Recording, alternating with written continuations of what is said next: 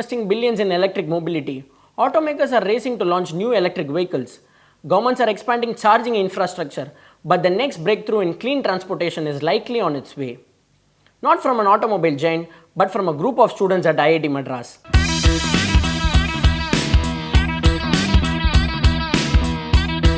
Meet Agnirath, a multidisciplinary team of more than 45 students from IIT Madras Center for Innovation. What started as a project among 6 students in the year 2021 has now evolved into one of India's most ambitious student-led engineering programs. Their goal is to design and build world-class solar-powered race car entirely from scratch.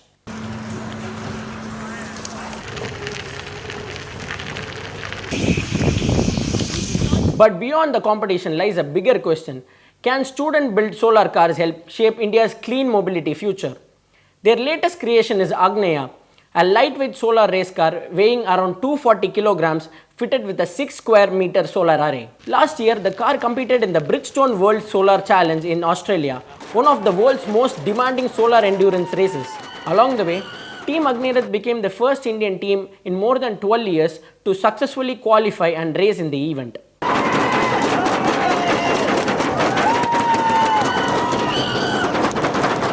Agnirath also travelled more than 650 kilometers, powered entirely by the sun, setting the highest distance covered by an Indian team in the competition.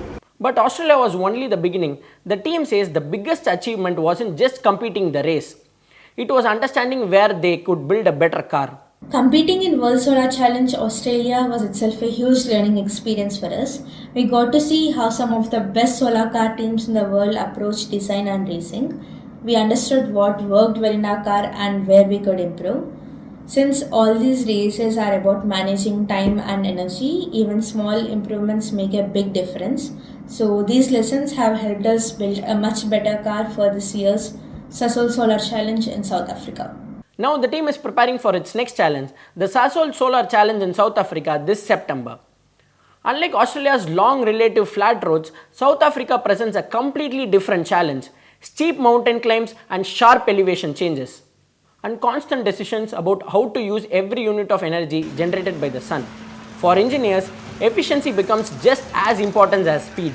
The biggest challenge over here is the terrain. Compared to Australia, which is almost flat, South Africa has much steeper elevation changes. The amount of climbing that we saw over nearly 3,000 kilometers in Australia can happen just within a few hundred kilometers in South Africa. That puts a lot of stress on the motor and the entire vehicle, especially because of heating.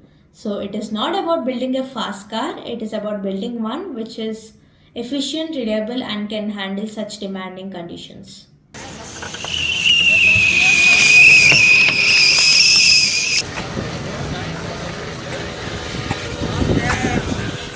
But beyond the race, can technology developed as part of student competition ever move beyond the track? Or projects like these simply engineering experiments?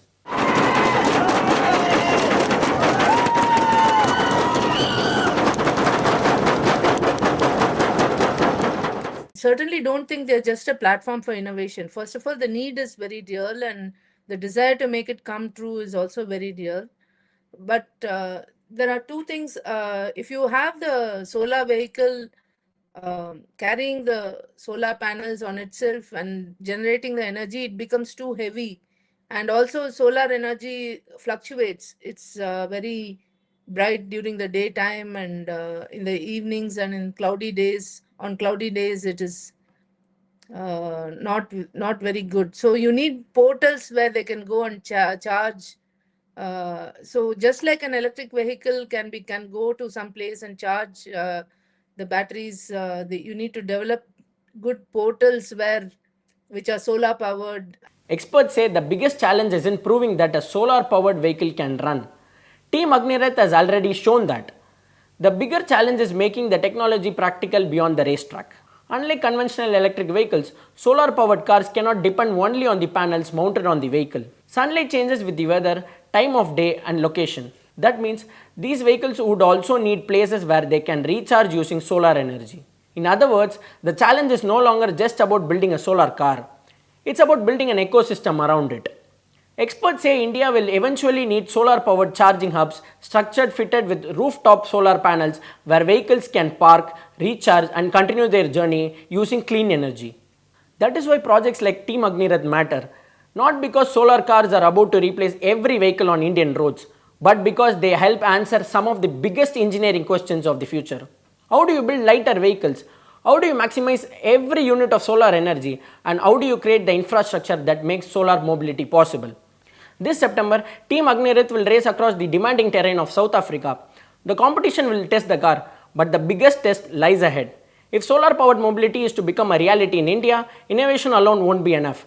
The country will also have to build the infrastructure to support it, and that's a race that has just begun.